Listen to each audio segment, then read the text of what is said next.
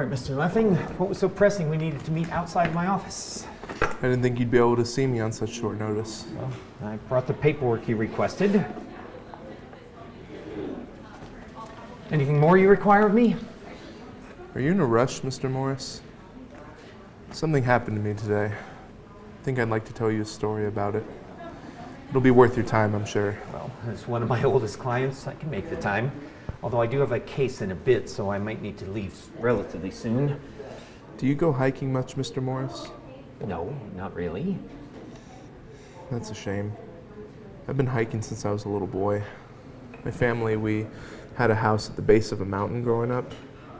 I actually still live in that house. My law firm has served your family for 2 generations, Pat. I'm aware Easy, of your... Mr. Morris.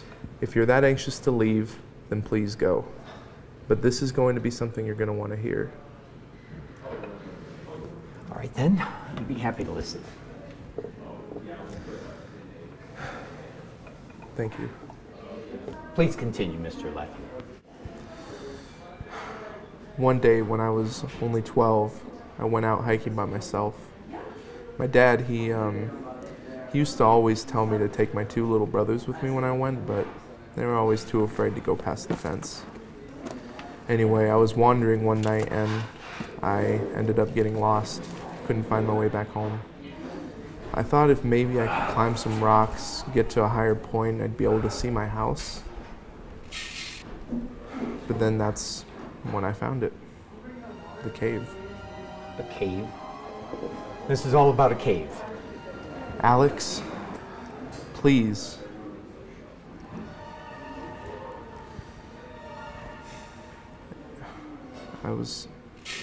At first I didn't even notice it. The entrance to it was very small. I remember feeling this cold rush of air, even though it was a hot afternoon. It made every single hair on my body stand up. I started climbing in, and all across the floor was this soft sand. It wasn't like the dirt that was everywhere else in the woods. It felt more like I was standing on a beach. And even in the dark, I could feel how warm this sand was. And right then is when I saw its magic. Magic? For me, that's what I call it, but others could just call it a coincidence. But carved right there in the sand was a name. And I swear it wasn't there before, and then it was. Claire Benning. I studied it over and over, and the writing, it looked as if someone had just taken a stick and carved the name out. Anyway, after that, I was able to find my way home easy enough, sort of like I just knew where I was. And later that night after dinner, I remember hearing about some drunk driving accident on the radio. And only one person had died. Claire Benning. The name you've seen written in the sand. Yes. You're probably just not remembering right. It was years ago. It was probably just a coincidence. That wasn't a coincidence. I know that much. It's difficult to explain, but the cave has its own magic. And it must get some of its magic from me too. So now you're magic.